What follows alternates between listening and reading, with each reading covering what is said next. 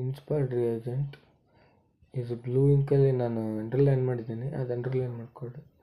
ಈ ರಿಯಾಕ್ಷನ್ಗೆ ಇದೇ ಬರೆಯೋದು. ಇಲ್ಲಿ ನಾನು ಪೆನ್ಸಿಲಲ್ಲಿ ಅಂಡರ್ಲೈನ್ ಮಾಡಿದ್ದೀನಿ, HCl ಅಂತಕ್ಕಂಥದ್ದು ರಿಮೂವ್ ಆಗುತ್ತೆ.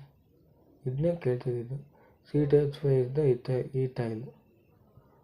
ಈ NH CH5 ಅಂತಕ್ಕಂಥದ್ದು ಇಲ್ಲಿ ಬರ್ದಿದ್ದು ನೋಡ್ರಿ. C ಡಬಲ್ ಮಾಡುವ S ಡಬಲ್ ಮಾಡುವ ಈ NH ಅಂತ ಬರೆದು CH5 ಪ್ಲಸ್ ಈ HCl ನಾನು ರಿಮೂವ್ ಮಾಡಿದ್ರೆ ಅದು HCl ಬರ್ತೀನಿ.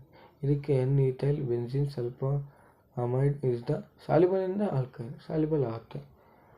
ಇದಿಷ್ಟು ಇದ್ರ ಮೇಲೆ ಏನು ಬರುತ್ತೆ, ಸೆಕೆಂಡರಿ ಬರುತ್ತೆ, ಪ್ರೈಮರಿ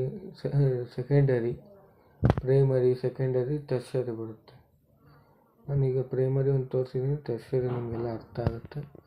ಟರ್ಷರಿಗೂ ಅಷ್ಟೇ C2H5 ಹಾಕೋದಷ್ಟೇ. ಅಲ್ಲಿ ಹೈಡ್ರೋಜನ್ ಜಾಗದಾಗೆ C2H5 ಹಾಕಿ ಬರೆಯೋದಷ್ಟೇ, ಮಾಮೂಲಿ ಅಷ್ಟೇ. ಟರ್ಷರಿ ಎಕ್ಸ್ಪ್ಲನೇಷನ್ ಮಾಡೋದು ಅಷ್ಟೇ, ಇನ್ನೇನಿಲ್ಲ.